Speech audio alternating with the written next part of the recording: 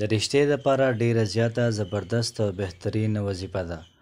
مفتي فرید صاحب رحمه الله چې به څوک رالل او دا شکایت به ورته کو چې یاره ما ته د رشتې مسله ده، رشته مې نه کېږي، نو مفتي فرید صاحب رحمه الله به ورته دا وظیفه ورکړه چې دا د سحر لمانځه نه پسه چې نور راخیږي د هغې نه مخکې دا 3 پیرې ووایه. بسم الله الرحمن الرحیم. السلام علیکم ورحمت الله وبرکاته. امید در به کوم چې تاسو ټول به ټیک ټاک کې د صحت نه مزې اهلی. الله پاک خوشحاله او تر او تازه ساته. محترم، نن چې کومه وظیفه ده دا ډیره زیاته قیمتي وظیفه ده. ځکه قیمتي ده چې کوم خلک رشتو پسې ګرځي هغوی ته رشتې نه میلاویږي. تاسو د دې وظیفې قیمت تپوس د هغوی نه وکړئ چې دا څومره قیمتي وظیفه ده او څومره پاورفل وظیفه ده. په دنیا کې محترم مسلمانانو واده کول دا سنت طریقه ده او دا د پیغمبر علیه صلات وسلام سنت طریقه ده او پیغمبر علیه صلات وسلام فرمایي چې کوم سړی زما سنت پرېږدي دی زما د امت نه دی. د پیغمبر علیه صلات وسلام هرې امتي دا غواړي چې زما د رشته وشي او ښه مزیدار ځای کې د وشي، داسې ځای کې د رشته وشي چې زما ټول عمر په سترګې د اوچتي او ما ته د الله پاک د آرام او د سکون او ښکلې زندګي د الله پاک راکړي ماله. د دې وظیفو برکت سره محترم مسلمانانو موږ ته به رشته میلاو شي او داسې رشته میلاو شي چې موږ او تاسو په هغې به ډېر زیات دا خوشحاله یو، ځکه چې د دې اعمالو ډېر زیات برکات دي.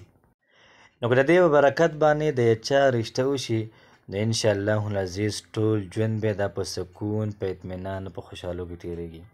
الله پاک دې زموږ ستاسو ټولو ژوندونه په دې کې د الله پاک خوشحالۍ پیدا کړي.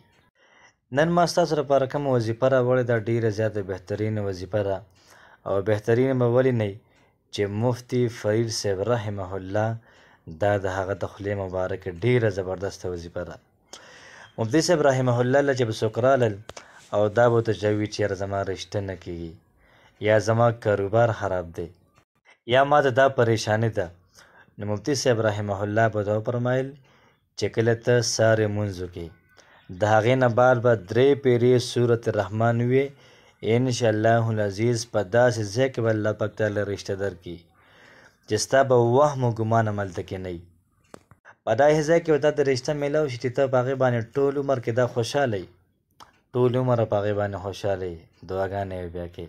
نو د وظیفې ترتیب دا شو چې کله موږ د سهار لمونځ وکړو نو د هغې نه بعد به درود شریف لومبی ووایو، بیا به د هغې نه بعد 3 پیرې سورت الرحمن ووایو، بیا به د هغې نه بعد 3 پیرې درود شریف ووایو.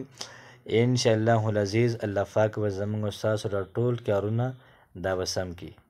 څومره حل کې دي د هغوی رشته نه کېږي، الله پاک نه دعا ده چې الله پاک د ټولو مسلمانانو رشتې دا په خپل ټایم باندې دا وکړي او په ټولو رشتو کې د الله پاک برکت واچوي او اتفاق پکې دا پیدا کړي. السلام علیکم ورحمت الله وبرکاته.